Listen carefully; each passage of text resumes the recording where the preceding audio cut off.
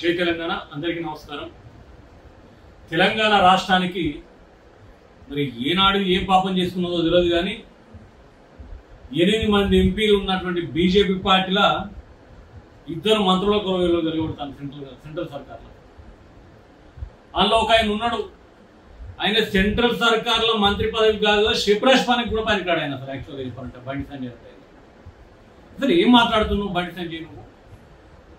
నువ్వు ఒక హోంశాఖ సహాయ మంత్రి హోదాలో ఉన్నావు, కనీసం సోయి ఉండాలి, సిగ్గు ఉండాలి నువ్వు మాట్లాడే మాటలకు। భార్యాభర్తల ఫోన్లు ఇట్టరా, ఆడోళ్ళకు ఫోన్లు చేస్తారా, గిట్ల ట్యాప్ చేస్తారా, గట్ల ట్యాప్ చేస్తారా? అసలు నీకేమన్నా సోయి ఉన్నదా? నీకున్న పదవి ఏంటిది? నువ్వు మాట్లాడుతున్న మాటలేంటి? నువ్వు మాట్లాడుతున్న తలా తోక లేనటువంటి మాటలకి ఏమైనా సాక్ష్యాలు ఉన్నాయా? పోనీ ఏమైనా ఆధారాలు నీ దగ్గర పెట్టుకున్నావా? పోనీ నీకేమైనా ఫిర్యాదు చేసిండ్రా? లేకపోతే ఇంకెక్కడన్నా ఫిర్యాదు చేసిండ్రా? కేటీఆర్ నీ సంగతి చూస్తా, కేటీఆర్ ఏంది తోకమాట చూసేది? నువ్వు అంతా చూసే మగోనివి అయితే రైతు బంధు 2 సీజన్లు కొట్టింది, నీకు కాంగ్రెస్ సంబంధం లేకపోతే దానిపైన ప్రశ్నించు। ఉద్యోగాలు అందిస్తామని చెప్పేసి అబద్ధాల పునాదుల మీద పుల్లు పోసుకున్న కాంగ్రెస్ ప్రభుత్వం ఇలా డోక చేసింది, వాటిపైన ప్రశ్నించు। అవేవి చేతనైతే లేవు నీకు। తెల్లవారితే ఫోన్ ట్యాపింగ్। ఓ నా ఫోన్ అయితే మస్తు సార్లు చేసి నువ్వు అంత షిపాయివా? గడిచిన 5 ఏళ్ళేమో ఈ గుళ్ళ ముందర ఆ గుళ్ళ ముందర ఆయన మీద నీళ్లు పోసుకొని తడిబట్టలతోటి ప్రమాణ విమానం అని చెప్పేసి అట్ట టైం పాస్ చేసినావు।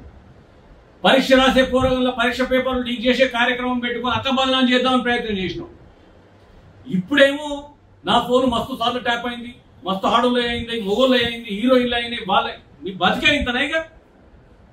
నువ్వు షిప్రాష్ కాదు బండి సంజయ్, సెంట్రల్ సర్కార్లో మంత్రివి, అత్యంత బాధ్యతాయుతమైనటువంటి పదవి నీ చేతిలో ఉండి దాన్ని షిప్రాష్ కంటిన్యూ చేస్తున్నావు।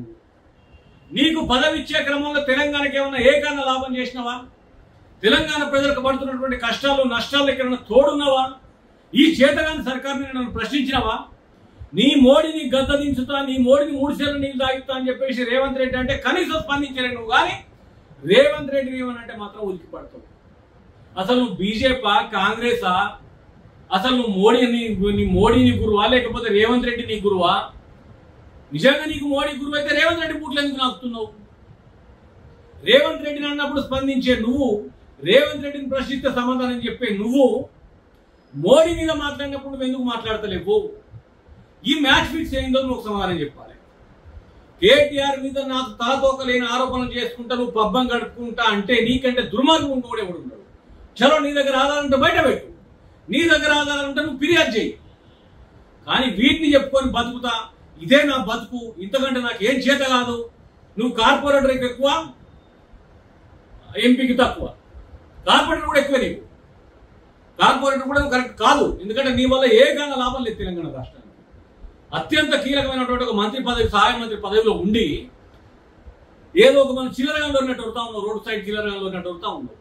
బాధ్యతాయుతమైనటువంటి కేంద్ర ప్రభుత్వంలో పనిచేస్తున్నటువంటి ఎంపీవి, మంత్రివి నువ్వు। కేటీఆర్ మీద ఆలోచన చేసినప్పుడు నీకు తలకాయ ఉండాలి, సోయి ఉండాలి కొంచెమన్నా। నేను ఏం ఆరోపణలు చేస్తున్నా, ఈ ఆరోపణలు నేను మరి విచారణాధికారులకు అందజేయట్లేదు, ఈయన మీద ఎందుకు ఫిర్యాదు చేయట్లేదు, నీ దగ్గరకు వచ్చిన బాధితులు ఎవరో బయట పెట్టు।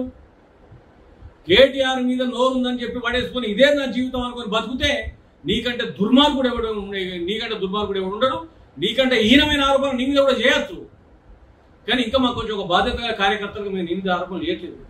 నీ మీద తలతోకలేని ఆరోపణలు చేసి నేను మొత్తానికి పిచ్చోని చేసి దింపచ్చు। ఇప్పటికైనా నోరు అదుపు పెట్టుకుంటే బాగుంటుందని చెప్పేసి హెచ్చరిస్తా ఉన్నాను।